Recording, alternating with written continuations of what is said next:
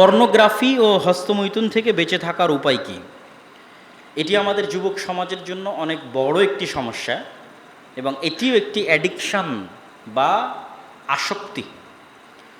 আর এই অ্যাডিকশান এবং আসক্তি থেকেও মুক্তির জন্য এক নম্বর কাজ হচ্ছে 5 ওয়াক্ত সালাত জামাতে আদায় করা। এটা আপনারা হাসি মজাক হিসেবে নেবেন না, এটা আমি বারবার সিরিয়াসলি বলতেছি। এই সমস্যা থেকেও মুক্তি দিবে যদি সে নিজের নাফসের উপর কন্ট্রোল প্রতিষ্ঠা করতে চায়। সে এটাতে আসক্ত কেন? তার নাফসের উপর তার কন্ট্রোল নাই, ফলত তাকে তার নাফসের উপর কন্ট্রোল আনতে হবে। নাফসের উপর কন্ট্রোল আনার জন্য কী করতে হবে? একটা চ্যালেঞ্জ, একটা পরীক্ষায় পাশ করতে হবে। টানা 40 দিন 5 ওয়াক্ত সালাত জামাতে মসজিদে আদায় করতে হবে। তাহলে তার নাফসের উপর কন্ট্রোল ক্ষমতা প্রতিষ্ঠিত হবে, এই ধরনের অ্যাডিকশান কমে আসবে। 2 নম্বর, ভালো বন্ধু বান্ধবের সাথে থাকার চেষ্টা করতে হবে, ভালো বন্ধু বান্ধবের সাথে মেশার চেষ্টা করতে হবে। 3 নম্বর, একাকিত্ব এড়িয়ে চলতে হবে। রাসূলুল্লাহ সাল্লাল্লাহু আলাইহি সাল্লামও যখন মানুষ সফর করত তখন তিনি বলেছেন কেউ যেন একাই সফর না করে। একাই সফর করলে দ্বিতীয়জন শয়তান সফর করে। এরকম আরও বহু ক্ষেত্রে একাকিত্বকে নিরুৎসাহিত করা হয়েছে। কোনো ছেলে কোনো মেয়ের সাথে যেন নির্জনে একত্রিত না হয়, তখন সেখানে তৃতীয়জন শয়তান অবস্থান করে। তো চেষ্টা করতে হবে একাকিত্বকে এড়িয়ে চলা।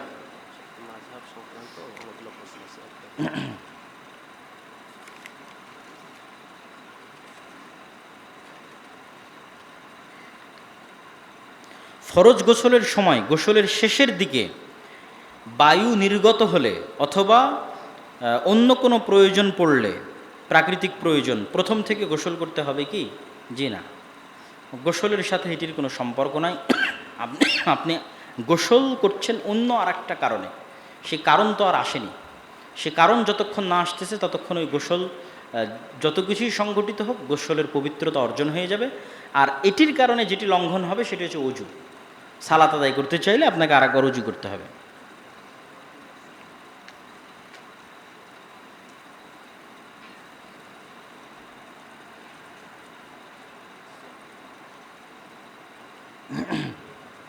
শায়েখ, 10 বছর বয়স হলে পিটিয়ে নামাজে নিয়ে যেতে হবে। প্রশ্ন হচ্ছে, আমি নিজে নামাজ পড়ি কিন্তু আমার বাবা মা নামাজ পড়ে না, এক্ষেত্রে কি তাদের পিটিয়ে নামাজ পড়াতে হবে? প্রশ্ন যৌক্তিক, কিন্তু উত্তর হচ্ছে 10 বছর বয়সে সন্তানকে পিটিয়ে নামাজে নিয়ে যেতে হবে, এই দায়িত্ব কার? পিতামাতার। আর পিতামাতা যখন পথভ্রষ্ট তখন সন্তানের দায়িত্ব হচ্ছে পিতামাতাকে ভদ্র ভাষায় নাসিহা করা আর পিতামাতার জন্য আল্লাহর কাছে দোয়া করা। কখনোই পিতামাতার সাথে দুনিয়াবী বিষয়ে খারাপ ব্যবহার করা যাবে না। সেটি বেনামাজি কেন, একদম কাফের মুশরিক হিন্দুও যদি পিতামাতা হয় তবুও তার সাথে খারাপ ব্যবহার করা যাবে না। এটি রাসূল সাল্লাল্লাহু আলাইহি ওয়াসাল্লামের আদেশ। পিতামাতাকে নাসিহাত করতে হবে এবং তাদের জন্য দোয়া করতে হবে।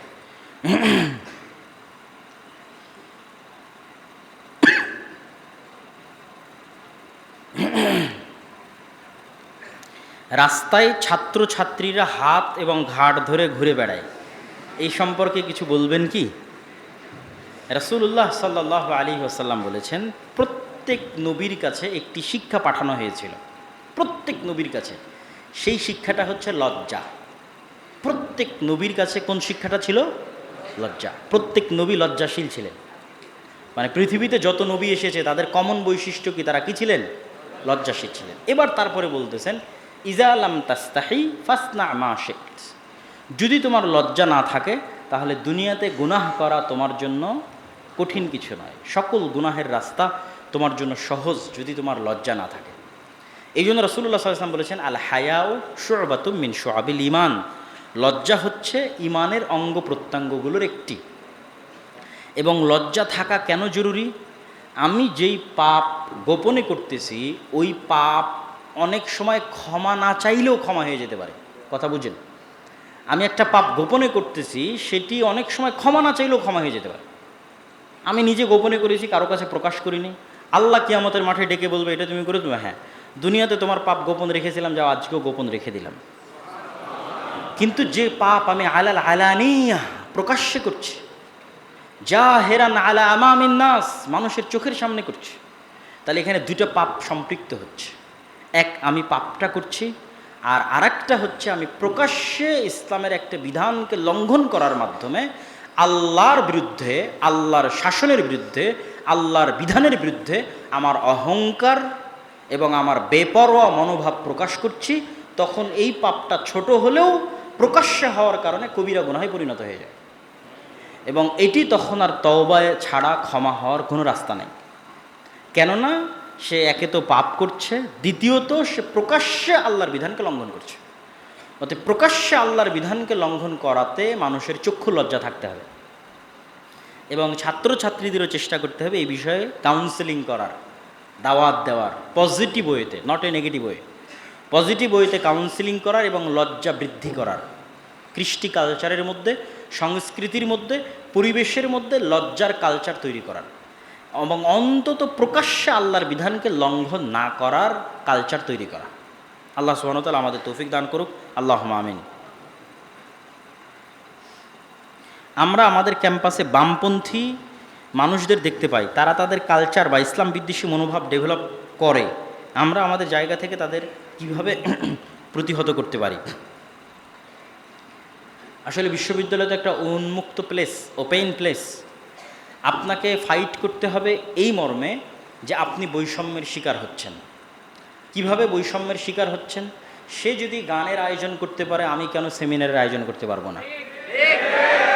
সে যদি কনসার্ট, নাটক ইত্যাদি অপসংস্কৃতির আয়োজন করতে পারে, আমি কেন সিরাতের উপর একটা প্রতিযোগিতার আয়োজন করতে পারবো না? ফলত আপনি আপনার ধর্মীয় সাংস্কৃতিক চর্চায় যে বৈষম্যের শিকার হচ্ছেন, ওই পয়েন্টের প্রতি ফোকাস রাখবেন। এবং এটা কিন্তু বুয়েটেও কাজে দিয়েছে, এই পয়েন্টটা বুয়েটেও কাজে দিয়েছে যে সব কিছু হচ্ছে, বাহির থেকে অন্য মেহমান আসতে পারবে, গায়ক আসতে পারবে, বাহির থেকে আলেম কেন আসতে পারবে না? তো এই বৈষম্য বন্ধ করে যখন আপনার অধিকার প্রতিষ্ঠিত হবে আপনার সাংস্কৃতিক চর্চা করার, তখন আপনি সেটাকে পজিটিভ ওয়েতে কাজে লাগাবেন। আপনি আবার নেগেটিভ ওয়েতে জোরপূর্বক, জোর যার মুল্লুকতার সেটি কাজে না লাগিয়ে কতটা পজিটিভ ওয়েতে জ্ঞানের চর্চা ক্যাম্পাসগুলোতে করা যায়। বিভিন্ন প্রতিযোগিতা, আমি বলবো যারা দায়িত্বে আছে তাদের সাথে আমি পরামর্শ দিব, বিভিন্ন প্রতিযোগিতা হোক। করে বাপরে বাপ, অসংখ্য প্রশ্ন তো। আচ্ছা, কয় মিনিট আছে? 8 মিনিট করে না, বাদ মাগরিবকে আর আমরা সময় পাবো? আচ্ছা, গুরুত্বপূর্ণগুলো শর্টকাট বলে দিই।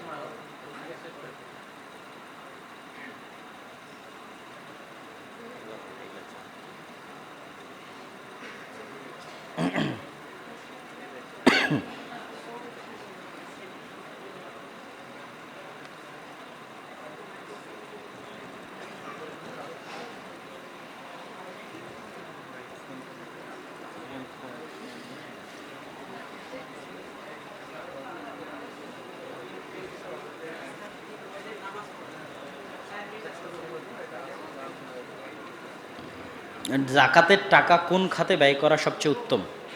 সর্বপ্রথম নিজের গরিব আত্মীয় স্বজন যদি থাকে, জাকাতের প্রাপ্য হকদার এরকম কোনো গরিব আত্মীয় স্বজন থাকলে আগে তার প্রতি ব্যয় করবেন। রাসূল সাল্লাল্লাহু আলাইহি ওয়াসাল্লামকে স্বপ্নে দেখার কোনো উপায় আছে? শুধু রাসূল সাল্লাল্লাহু আলাইহি ওয়াসাল্লামকে স্বপ্নে দেখা না, সত্য স্বপ্ন দেখার একটাই উপায়, মজাক করেও মিথ্যা বলা যাবে না। যখন মানুষের জিহ্বা সত্যবাদী হয় তখন রাতে সে সত্য স্বপ্ন দেখে, আর মুহাম্মদ সাল্লাল্লাহু আলাইহি ওয়াসাল্লামকে সত্য স্বপ্ন ছাড়া দেখা যায় না। তো যদি আপনার জিহ্বা 100% সত্যবাদী না হয়, মজাক করেও যদি ইনিয়ে বিনিয়ে কৌশলে আশেপাশে হিলা অনেক কিছু অবলম্বন করেও যদি আপনি সত্য ডাইরেক্ট না বলতে পারেন, তাহলে আপনার দ্বারা সত্য স্বপ্ন দেখা, রাসূল সাল্লাল্লাহু আলাইহি ওয়াসাল্লামকে দেখা অনেক কঠিন আছে।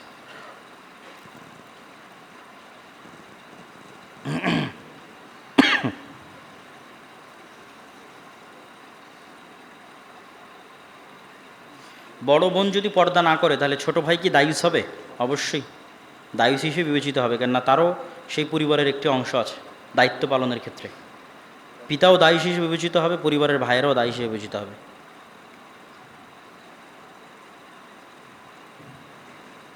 এমতো অবস্থায় তাকওয়া অবলম্বনের চেষ্টা কিভাবে করব? রাসূল সাল্লাল্লাহু আলাইহি ওয়াসাল্লাম সিয়াম রাখতে বলেছে। মানে বিবাহ হচ্ছে না সে অবস্থায় কি করবে? সিয়াম রাখলে কি হয়? শরীরে কোষগুলোর মধ্যে শয়তানের প্রবেশের ক্ষমতা কমে যায়। মানুষের মনের প্রবৃত্তি খাবারের সাথে সম্পৃক্ত, মানুষের নেচার খাদ্যের সাথে সম্পৃক্ত। শুকুরের গোস্ত এমনি হারাম করা নাই, শুকুরের গোস্ত খেলে মানুষের নেচার পরিবর্তন হয়ে যাবে। আরও যত জিনিস হারাম করা আছে সবগুলো খেলে মানুষের নেচার পরিবর্তন হবে।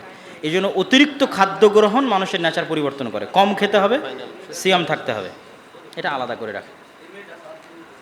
আরও 3 মিনিট আছে, দেন। একদম আজান দেওয়ার আগে বলবেন। জন্মদিনের উইশ করা যাবে না। জন্মদিন বলে কিছু নাই ইসলামে, মৃত্যু দিবস বলেও কিছু নাই।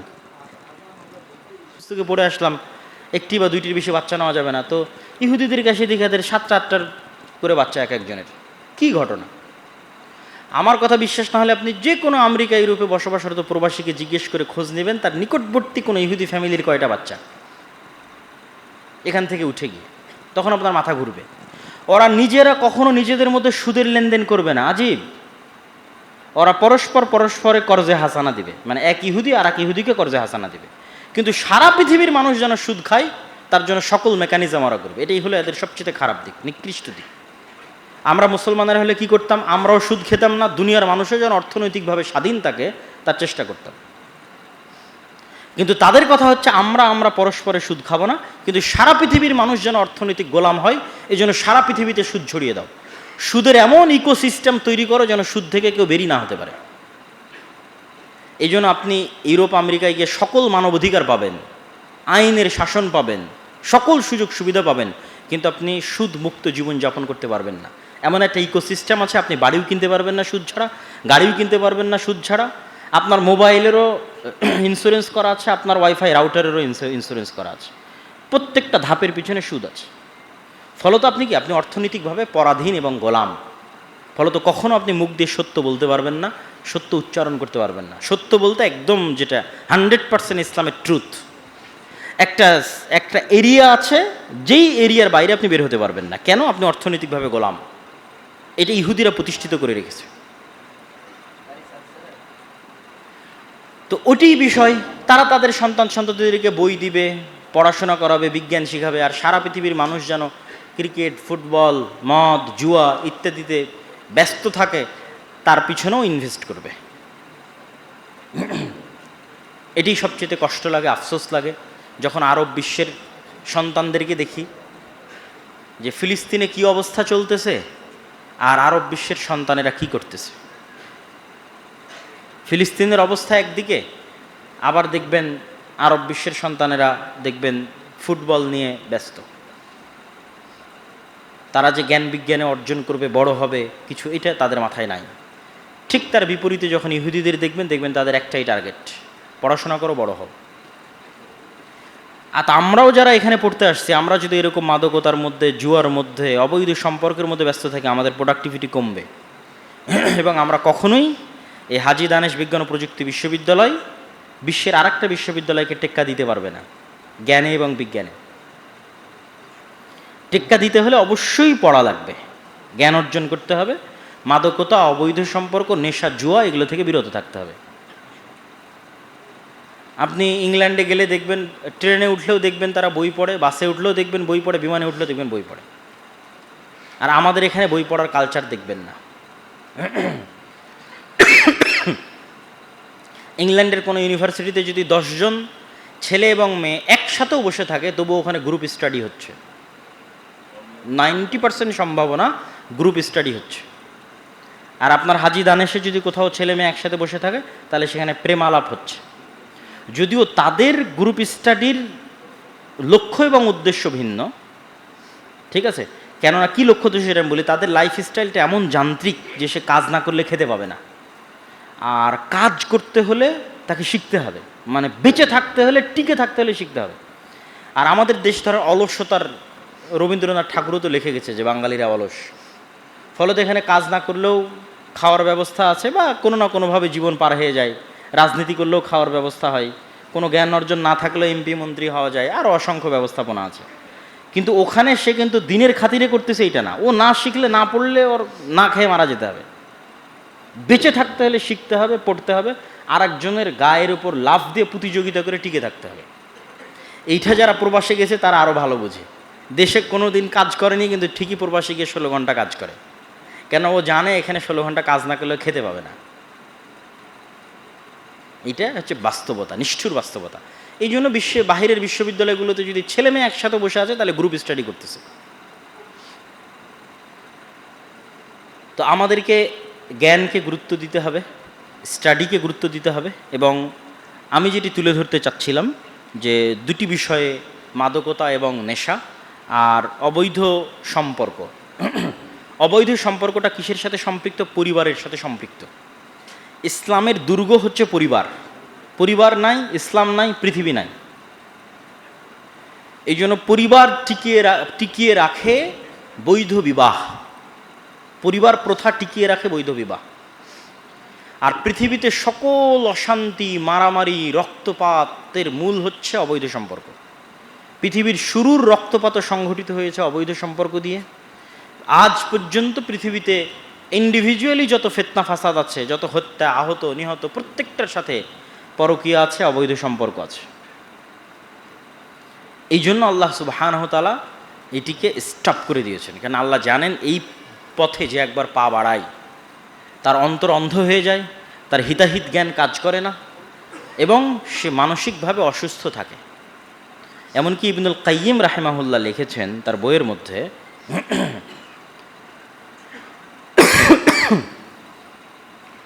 যে মানুষ আল্লাহ সুবহানাহু ওয়া তাআলাকে পরিপূর্ণ ভালোবাসতে পারবে না, রাসূল সাল্লাল্লাহু আলাইহি ওয়াসাল্লামকে পরিপূর্ণ ভালোবাসতে পারবে না, যার অন্তরে আর তৃতীয় কোনো ব্যক্তি বা বস্তুর ভালোবাসা জায়গা করে আছে।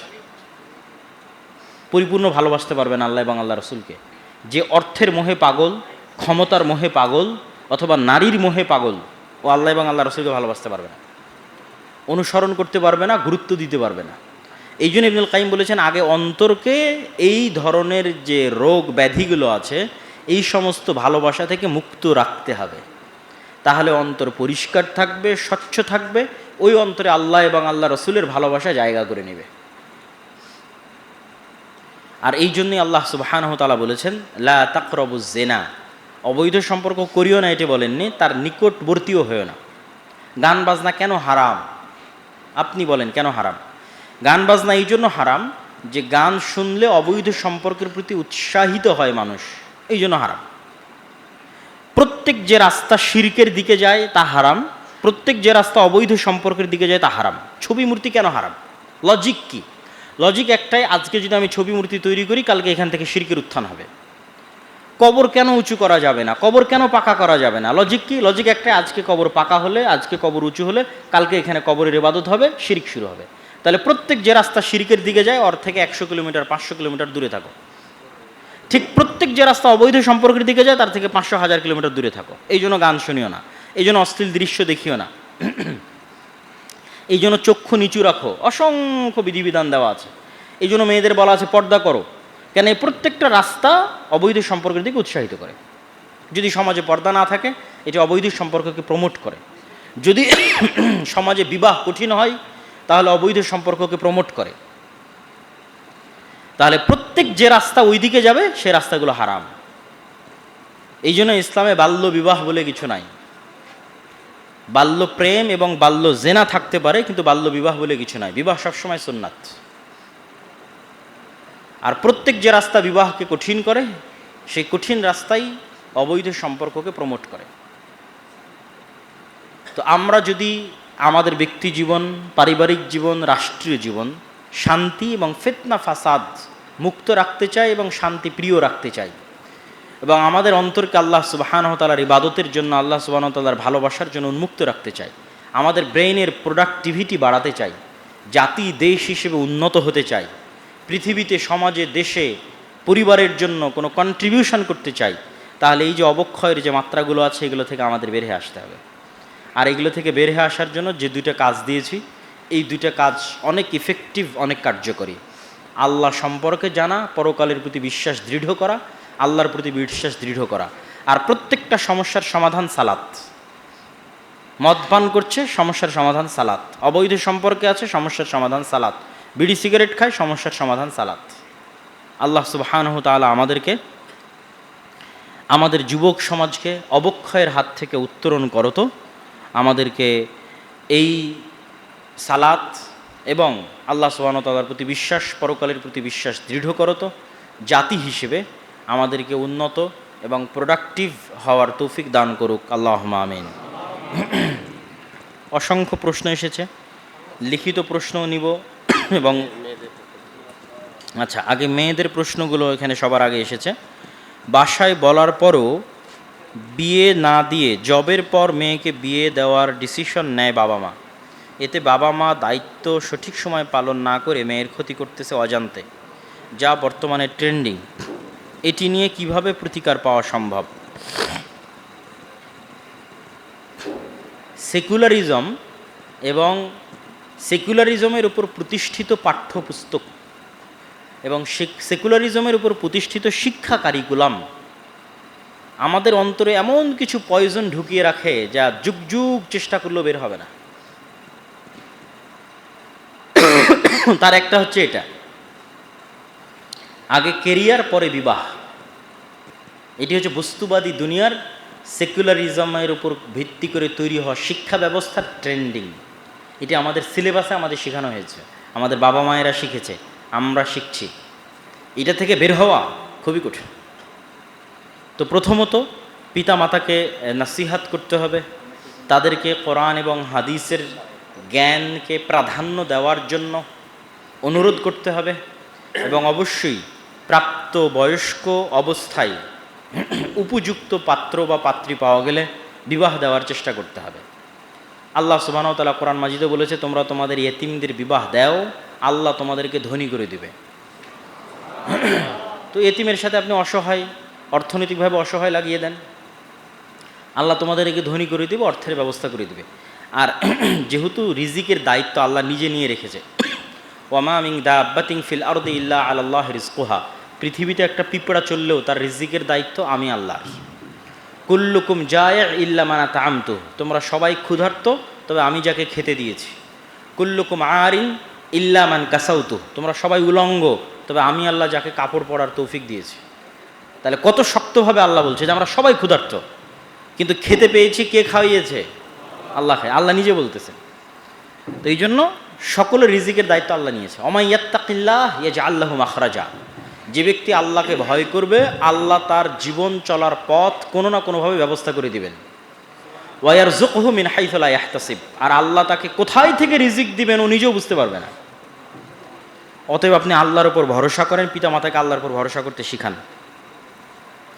এক্সটার্নাল টিচার এসে ভাইভাতে কেন পর্দাশীল কাউকে মুখ খুলতে বলে, এ ব্যাপারে কিছু বলবেন প্লিজ। আজকের আধুনিক বিশ্ব ইসলাম বিরোধী নয়, বরং ইসলাম বান্ধব। কিভাবে ইসলাম বান্ধব? এটি আমাদের সংকীর্ণতা। আপনি বাংলাদেশের ইউনিভার্সিটি কলেজগুলোতে যাবেন, আপনাকে বলবে যে আপনি মুখ খুলেন, কথার কথা আমি বলতেছি। বা অনেক মুসলিম দেশের ইমিগ্রেশন ক্রস করবেন, বলবেন মুখ খুলেন। কিন্তু দেখা যাচ্ছে আপনি ইংল্যান্ডের ইমিগ্রেশন ক্রস করতেছেন, আপনাকে মুখ খোলার কথা বলা হবে না। কেন? অত্যাধুনিক প্রযুক্তি, আমার ফিঙ্গারপ্রিন্ট দিয়ে সে আমাকে ফাইন্ড আউট করতে পারতেছে আমার পরিচয়, আমার আইডেন্টিটি, কেন আমার মুখ দেখবে? তাহলে আপনার যদি ছাত্রীর পরিচয় আইডেন্টিটি করার প্রয়োজন হয়, আপনি উন্নত ব্যবস্থাপনা করেন। এত বড় বিজ্ঞান ও প্রযুক্তি নাম লাগিয়ে রেখেছেন, ফিঙ্গারপ্রিন্টের ব্যবস্থা থাকবে না পরিচয় নেওয়ার জন্য? তাহলে কিসের বিজ্ঞান হলো আর কিসের প্রযুক্তি হলো? বিজ্ঞান ও প্রযুক্তি বিশ্ববিদ্যালয়ে যদি ছাত্রীকে পরিচয় দিতে মুখ খোলা লাগে, তাহলে এটা তো বিজ্ঞান প্রযুক্তি হলো না, অন্ধত্ব হলো।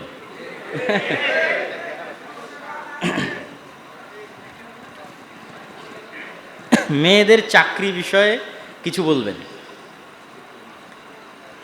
ইসলামের পরিবার ব্যবস্থায়,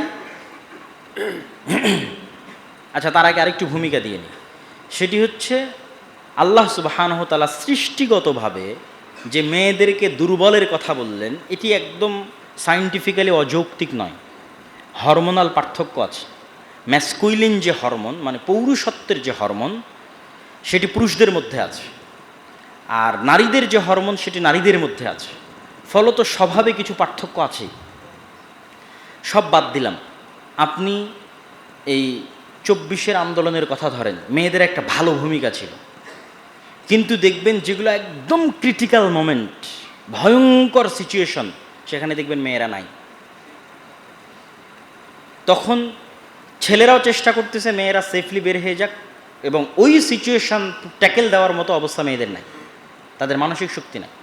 এই জন্য পৃথিবীতে বড় বড় অপারেশন, সার্জারি, এই জগতে যদি যান, দেখবেন যে মেয়েদের অংশ, অ্যানেস্থেশিয়া যখন সিজার করে, অ্যানেস্থেশিয়ার মেয়ে ডাক্তার খুঁজেই পাওয়া যায় না।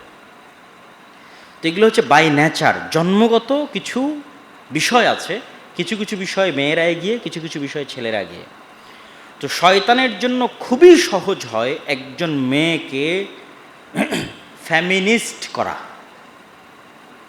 একবার একজন মেয়েকে ফেমিনিস্ট করতে পারলে মানে অ্যাজ এ নারী সে পুরুষের চাইতে বেশি পাওয়ারফুল, এবং এই পাওয়ার খাটানোর রাস্তা তার সামনে তৈরি হলে, অর্থনৈতিকভাবে হোক, পদের কারণে হোক, যে কোনোভাবে হোক, তখন যে ম্যাসাকারটা হয় ওই ম্যাসাকারটা একজন পুরুষের তুলনায় বেশি ভয়ঙ্কর হয়। আবারও 24-এর আন্দোলনের কথা আসবে। এই জায়গায় যদি শেখ হাসিনা না হয় একজন পুরুষ হতো, অনেক আগে পদত্যাগ করে দিত, অনেক আগে। কিন্তু যেহেতু মহিলারা তাদের শয়তান তাদেরকে যখন ফেমিনিস্ট করে, মানে সে নারী এবং তাকে পাওয়ার প্রয়োগ করার রাস্তা দেওয়া হয়েছে, অসংখ্য অর্থ দেওয়া হয়েছে, পদ দেওয়া হয়েছে, ক্ষমতা দেওয়া হয়েছে, তখন যে ম্যাসাকারটা হয় ওটা অনেক ভয়ঙ্কর, অনেক খারাপ।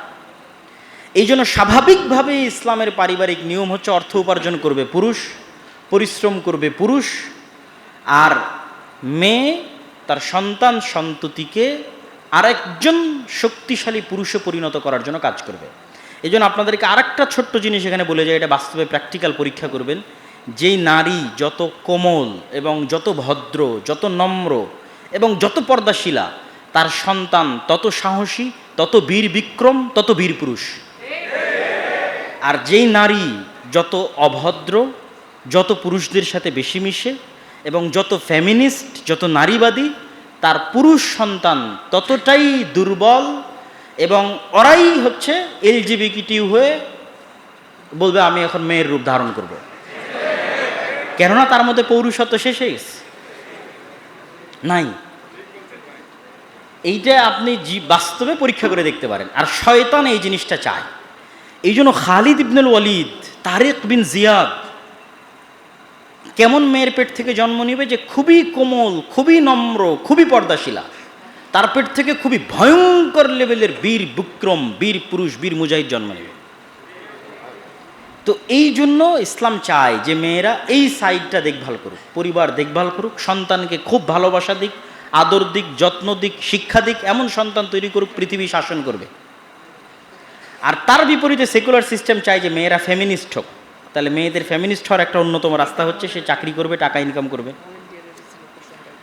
তখন যে ম্যাসাকার হবে সেই ম্যাসাকার সে কন্ট্রোল করতে পারবে না, মানসিকভাবে মহিলা কন্ট্রোল করতে পারবে না, ওই ব্যালেন্সটা পুরুষ রক্ষা করতে পারে। তখন মহিলা মানুষ জালেম হয়ে যায়, অত্যাচারী হয়ে যায়। দেখবেন এক মহিলা আর এক মহিলার উপর বেশি জুলুম করে, একজন পুরুষ আর এক পুরুষের উপর জুলুম করার চাইতে একজন মহিলা আর এক মহিলার উপর বেশি জুলুম করে, শাশুড়ি বৌমার উপর, বৌমা শাশুড়ির উপর, এইভাবে মানে মেয়েরা মেয়েদের প্রতি বেশি জুলুম করে। তখন ওই মেয়ে যখন আরও বেশি পরিমাণে ক্ষমতা পেয়ে যায় তখন সে আর ব্যালেন্স করতে পারে না, তখন সেই জুলুমটা তার স্বামীর উপর শুরু হয়, জুলুমটা সন্তান সন্ততির উপর শুরু হয়। ফলত সমাজ ব্যবস্থা এবং পরিবার ব্যবস্থায় ব্যালেন্স করার জন্য যে পুরুষ, তাকে ইনকাম করতে হবে, সে ন্যূনতম হলো ব্যালেন্স। তার মানে সব পুরুষ ভালো আমি এটি বলতেছি না, কিন্তু মোটামুটি স্বাভাবিক অবস্থায় একজন পুরুষ আরেকজন স্বাভাবিক নারীর চাইতে বেশি ব্যালেন্স করতে পারে। তাহলে কখন চাকরি করবে? যদি খুবই অসহায় অবস্থা হয় এবং যদি মনে করে পরিবার পরিজন, সন্তান সন্ততির ক্ষতি হচ্ছে না, জ্ঞান আছে, স্বামীর আনুগত্য করে, স্বামীর অনুমতি আছে, পর্দার লঙ্ঘন হচ্ছে না, এরকম ডট ডট ডট ডট অসংখ্য শর্তের ভিত্তিতে চাকরি করতে পারে। শায়েখ বর্তমান যুগের মেয়েদের ক্যারিয়ার ভাবনা নিয়ে কিছু নাসিহা করবেন দয়া করে। আশা করি এতক্ষণ যে প্রশ্নের উত্তরটা দিয়েছি তার মধ্যেই এই উত্তরটা নিহত আছে যে আমাদের মেয়েদের ক্যারিয়ার কি হওয়া উচিত।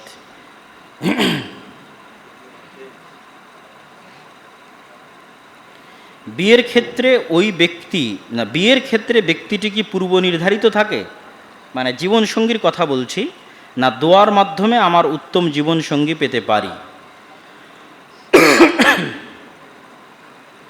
আল্লাহ সুবহানাহু ওয়া তাআলা নিজেই তাকদীর নির্ধারণ করেছেন, আবার আল্লাহ সুবহানাহু ওয়া তাআলা নিজেই দোয়া করার আদেশ দিয়েছেন, আল্লাহ সুবহানাহু ওয়া তাআলা নিজেই চেষ্টা করার আদেশ দিয়েছেন। সবার কথা বাদ দিলাম, আপনি মুসা আলাইহিস সালামের জীবনী পড়ে দেখেন।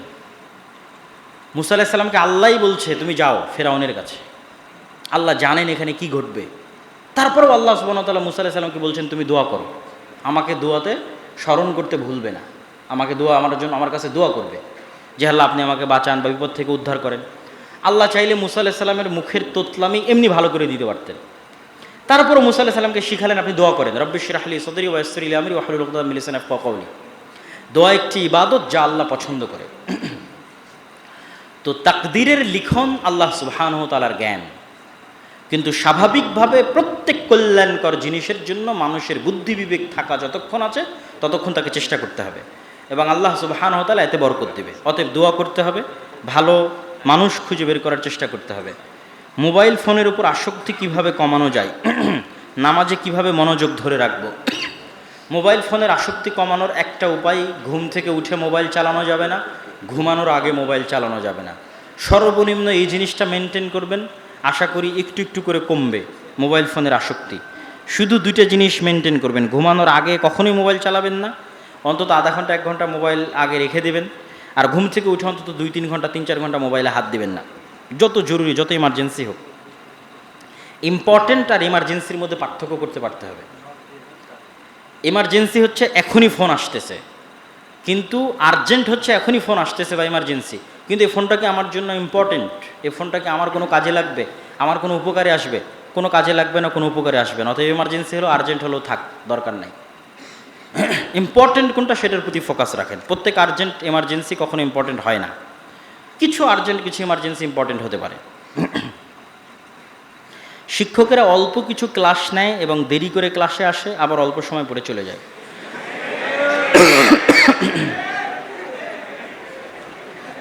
ছাত্ররা বৈষম্যের বিরুদ্ধে আন্দোলন করলো, তো এটা কি বৈষম্য নয়?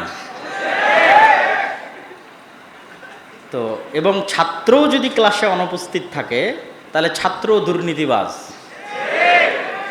আর শিক্ষকও যদি ক্লাসে দেরিতে আসে এবং আগে চলে যায় তাহলে শিক্ষকও দুর্নীতিবাজ। দুর্নীতি মানে শুধু টাকাই নয়, আপনার দায়িত্বের আমানতে যে আপনি খেয়ানত করতেছেন এটিও দুর্নীতি। আর এই দুর্নীতি বহির্বিশ্বে দেখা যায় না বলেই তারা এত উন্নত, আর এই দুর্নীতি আমাদের দেশে আছে বলেই আমরা এতটা অনুন্নত, এবং আমরা এটাকে অপরাধী মনে করি না। অথচ অবশ্যই দেরিতে আসলে এবং পূর্বে গেলে ওই বেতন হালাল হবে না, হারাম রিজিক, হারাম বেতন। এইটা শতভাগ সত্য কথা, এটা আমি মজাক করে বলতেছি না, এটাই সত্য।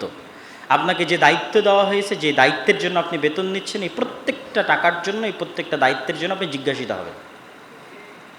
ঠিক যারা এখানে পড়তে এসেছে, যাদের পিছনে সরকার ভর্তুকি দিচ্ছে, খরচ দিচ্ছে, বিল্ডিং তৈরি করে দিয়েছে, খাবার ব্যবস্থা করে দিয়েছে, তারাও যে পড়াশোনা না করে আড্ডাবাজি করতেছে, এদেরকেও এই সময় নষ্ট করার জন্য, এই টাকাগুলো নষ্ট করার জন্য, এই অর্থ, এই বিল্ডিংগুলো নষ্ট করার জন্য জবাবদিহি করতে হবে। এগুলো সবই হচ্ছে দুর্নীতি। আমরা জাতিগতভাবে একটি দুর্নীতিগ্রস্ত জাতি, আল্লাহ না করুক, একদম টপ টু বটম জাতিগতভাবে দুর্নীতিগ্রস্ত জাতি। কিভাবে এটির থেকে বের হওয়া যায় চেষ্টা করতে হবে। এই জিনিসগুলো বিশেষ করে যারা প্রবাস থেকে ফেরত এসেছে তাদের মধ্যে কিছুটা হলেও দেখা যায়, তারা এটা বুঝে যে না, আসলে আমরা জাতিগতভাবে যা করতেছি এটা ভুল করতেছি, তখন তার মধ্যে সিনসিয়ারিটি কাজ করে, সময়ের বিষয় আরও বিভিন্ন বিষয়। তো দেশের বাইরে না গেলে এটির বাস্তব অভিজ্ঞতা করা খুব কঠিন, কিন্তু যেভাবেই হোক আমাদের এটা বুঝতে হবে যে এটি আমাদের ধ্বংসের কারণ। আমাদের বিজনেস ফ্যাকাল্টির শিক্ষকরা কোনোদিন সুদের মতো ভয়াবহ বিষয় নিয়ে কথা বলেন না। না, আগে তার আগে একটু বলি, হাসার কিছু নাই। সুদ যে ক্ষতিকর এটাই কেউ জানে না। এই জন্য এই সম্পর্কে তো আমাদের পড়াশোনা নাই। আমাদের অর্থনীতি মানেই, অঙ্ক মানেই ক্যাশ মানি আর সুদ আলাদা করা ইউরোপ আমেরিকায় অসম্ভব। প্রত্যেকটা ক্যাশ মানি আসলে লোনের বিপরীতে এসেছে। There is no cash money, আসলে কোনো ক্যাশ মানি নাই, প্রত্যেকটা টাকার বিপরীতে লোন আছে। তাহলে এখানে কোনো অর্থনীতি নাই সুদ ছাড়া। ঠিক ওই সিস্টেমটাই আমাদের বিজনেস বলেন, ফাইন্যান্স বলেন, সব জায়গায় প্রবেশ করে আছে। অর্থনীতি মানেই সুদ, সুদ ছাড়া আবার কিসের অর্থনীতি? অর্থনীতি টাকা মানেই সুদ, সুদ ছাড়া আবার কিসের টাকা? ব্যবসা মানেই সুদ, সুদ ছাড়া আবার কিসের ব্যবসা? ফলত এই বিষয়টা তারা জানেই না ভালোভাবে, অনুভবও করতে পারে না, ফিলও করতে পারে না। সুদ কি, আল্লাহ কেন সুদ হারাম করলেন, সুদ কেন ক্ষতিকর, আর সুদ কিভাবে মানুষকে গোলাম বানায়। অতএব আগে আমি অনুরোধ করব আমাদের সম্মানিত শিক্ষকদের, তারা যেন অবশ্যই সুদ নিয়ে পড়াশোনা করে, অন্তত নিজে জানার জন্য হলেও, যে আল্লাহ কেন এতটা কঠোরভাবে বললেন সুদ হচ্ছে আল্লাহ রাসূলের বিরুদ্ধে যুদ্ধ। এটা তো রহস্য, এতটা ভয়ঙ্করভাবে বলা। নিজেকে সর্বদা দিনের উপর কিভাবে রাখা যায়? ফ্রেন্ড সার্কেল ভালো হলে দিনের উপর রাখা সহজ। এই জন্য ফ্রেন্ড সার্কেলের প্রতি গুরুত্ব দিতে হবে। নামাজি, আল্লাহওয়ালা বন্ধুবান্ধব বা ফ্রেন্ড সার্কেলের সাথে বেশি উঠা বসা করতে হবে। মাঝে মধ্যে মানুষের জানাজায় যেতে হবে, নিয়মিত কোরআন বুঝে পড়ার চেষ্টা করতে হবে। কোরআন কোনো কঠিন বই নয়, কোরআন তত্ত্ব নয় যে ফিকহের তত্ত্ব, হাদিসের তত্ত্ব, তাফসিরের তত্ত্ব, তত্ত্বমত্ত থিওরি মিউরি এগুলো না, একদম সহজ সাবলীল, র্যান্ডমলি। কখনো আল্লাহর দয়ার বর্ণনা দিবে, কখনো পরকালের বর্ণনা দিবে, কখনো আল্লাহর শক্তির বর্ণনা দিবে, কখনো অতীতে চলে যাওয়া উম্মতের বর্ণনা দিবে, কখন নবীদের জীবনী বর্ণনা করবে। এইভাবে আসতেই থাকবে ঘুরিয়ে ফিরিয়ে। ফলত এটা মানুষের সাইকোলজির সাথে খুব সহজ কোরআনের সাথে কানেক্ট করা। অতএব নির্দ্বিধায় কোরআন পড়বেন এবং কোরআন অনুবাদ সহ পড়বেন। অন্তরের জেনা কি? অন্তরের জেনা হচ্ছে অন্তরের কুপরিকল্পনা। তাহলে কি আপনি বলবেন যে অন্তরের কুপরিকল্পনার জন্য আল্লাহ ধরবে? আল্লাহ সুবহানাহু তাআলা, রাসূল সাল্লাল্লাহু আলাইহি ওয়াসাল্লাম আল্লাহ সুবহানাহু ওয়া তাআলার পক্ষ থেকে বলে দিয়েছেন, ইন্নাল্লাহা তাজাওয়াজা আন উম্মতি, আল্লাহ আমার উম্মতের অন্তরের কুপরিকল্পনা মাফ করে দিয়েছেন। আচ্ছা, তাহলে কোন অন্তরের কুপরিকল্পনা জেনা হিসেবে বিবেচিত হবে? যেটির উপর মানুষ আজমে মুসাম্মাম করেছে। আজমে মুসাম্মাম মানে শক্ত সিদ্ধান্ত নিয়েছে, ফাইনাল ডিসিশন নিয়েছে যে আমি এটি করব, এবং সেটি করার জন্য চেষ্টাও করেছে। এই অন্তরের কুপরিকল্পনার জন্য আল্লাহ পাকড়াও করবেন। আর যে অন্তরের কুপরিকল্পনার উপরে সে শক্ত সিদ্ধান্ত নেয়নি, অন্তরের কুপরিকল্পনা এসেছে আবার আল্লাহর ভয়ে, না এটা করা যাবে না, বাদ দিয়ে দিয়েছে, এই অন্তরের কুপরিকল্পনা আল্লাহ এমনিই মাফ করে দেবেন। মেয়েদের দায়িত্ব কর্তব্য কি এই উম্মার জন্য? এই উম্মার জন্য মেয়েদের সবচেয়ে বড় দায়িত্ব কর্তব্য হচ্ছে একটা শক্তিশালী সাহসী প্রজন্ম তৈরি করা, বিল্ড আপ করা। নিজে শিক্ষিত হয়ে, নিজে দিনের জ্ঞান অর্জন করে, নিজের সন্তান সন্ততিকে কিভাবে ভবিষ্যৎ প্রজন্মের নেতা বানানো যায়, লিডার বানানো যায়, উম্মার নেতা বানানো যায়, সেটির জন্য চেষ্টা করা। আমরা যারা ইতিমধ্যে অবৈধ সম্পর্কে জড়িয়ে গেছি, সেখান থেকে উত্তরণের উপায় কি? খুব সুন্দর প্রশ্ন। আমি সাধুবাদ জানাই যে সে অন্তত চিন্তা করেছে যেটি থেকে কিভাবে বের হওয়া যায়, এবং এই চিন্তা করাটাই রাস্তাকে সহজ করে দেয়। আল্লাহ সুবহানাহু ওয়া তাআলা আমাদের জন্য এই রাস্তাকে সহজ করে দিক, আল্লাহুম্মা আমিন। তো ধারাবাহিক 5 ওয়াক্ত সালাত জামাতে মসজিদে আসা, এটা আরেকটু অ্যাড করি। আমি শুরুতে শুধু সালাতের কথা বলেছি। আপনি অবৈধ সম্পর্কে আছেন, আপনি পরীক্ষা করে দেখবেন আপনি নামাজি হলেও 5 ওয়াক্ত সালাত জামাতে আসতে পারেন না। মানে 5 ওয়াক্ত সালাত এই জামাতে প্রথম অবস্থায় আসতে পারেন না। ওই 2-1 ওয়াক্ত জামাতে যান, 2-1 ওয়াক্ত পড়েন, 2-1 ওয়াক্ত মিস দেন। প্রথমত আগে আপনার অন্তরকে আপনার ফুল কন্ট্রোল নিতে হবে। এই জন্য 5 ওয়াক্ত সালাতেই জামাতে আসতে হবে। অন্তত টানা 40 দিন 5 ওয়াক্ত সালাতে জামাতে আসতে হবে। এই চ্যালেঞ্জটা আপনি অতিক্রম করেন, আল্লাহ আপনার জন্য রাস্তা সহজ করে দিবে। আর এই চ্যালেঞ্জ যদি আপনি অতিক্রম করতে না পারেন, তাহলে আপনার মনকে তো আপনি কন্ট্রোল করতে পারবেন না। কন্ট্রোল করতে হলে তো কিছু প্র্যাকটিস করতে হবে, যে আমি ওই মেয়ের সাথে কথা বলবো না, এটা তো একটা কন্ট্রোলিং পাওয়ার। কন্ট্রোলিং পাওয়ার তো আগে অর্জন করতে হবে। তাহলে প্রথমবার বলেছিলাম শুধু সালাত, এবার যুক্ত করে দিলাম 5 ওয়াক্ত সালাত জামাতে অন্তত টানা 40 দিন। এটা একটা যুদ্ধ, চ্যালেঞ্জ। এই চ্যালেঞ্জটা অতিক্রম করেন, আপনার জন্য আল্লাহ রাস্তা সহজ করে দিবে। আচ্ছা, আর আপনি নিজেকে এই বলে বুঝ দিবেন, এই বলে আপনি নিজেকে বুঝ দিবেন, নিজেকে কাজে ব্যস্ত রাখার চেষ্টা করবেন, প্রোডাক্টিভ রাখার চেষ্টা করবেন, পিতামাতা দেশ ও জাতির জন্য কিছু করার চিন্তা রাখবেন। নিজেকে যত বেশি ব্যস্ত রাখবেন পড়াশোনা, কাজ ইত্যাদিতে, দেশ ও জাতির কাজে, ফ্রেন্ড সার্কেল যত ভালো হবে, তত আপনি ওই ধরনের বিষয়গুলো থেকে আপনার জন্য বের হয়ে আসা সহজ হবে। আর নিজের মনের উপর কন্ট্রোল পাওয়ার বৃদ্ধি করতে হবে। স্মরণ শক্তি বৃদ্ধি করার উপায় কি? পড়ালেখার সর্বোত্তম সময় কখন? মোবাইল অ্যাডিকশন দূর করার উপায় কি? স্মরণ শক্তি বৃদ্ধি করার উপায় হচ্ছে লেট নাইট ঘুমানো যাবে না, যেটা আমাদের ক্যাম্পাসগুলোতে ছাত্রদের কমন স্বভাব। 4 বছরও মনে হয় কেউ 1000 চেষ্টা করেও তাড়াতাড়ি ঘুমাতে পারে না, আল্লাহ ভালো জানে। তো আপনি অস্ট্রেলিয়ার মানুষদের জীবনী দেখেন, মানে তাদের এখান থেকে ফোন দিয়ে শুনেন যে অস্ট্রেলিয়ার মানুষরা কখন ঘুম থেকে উঠে। ইংল্যান্ড ইউরোপে নাই, ওরা দেরিতেই ঘুমায় এবং দেরিতে উঠে, বাট অস্ট্রেলিয়ারা আগে ঘুমায়, আগে উঠে। এবং পৃথিবীতে যারা ধনী ব্যক্তি আছে, শ্রেষ্ঠতম ব্যক্তি আছে, উদ্যোক্তা আছে, তাদের জীবনী গুগলে সার্চ দিয়ে পড়েন তারা কখন ঘুম থেকে উঠে। সবচেয়ে বেশি বরকতময় সময় আল্লাহ এই উম্মতের জন্য সকালে রেখেছে, ফজর এবং ফজরের পরে রেখেছে। আপনার ব্রেইন যেই পরিমাণ শার্প, অ্যাক্টিভ, প্রোডাক্ট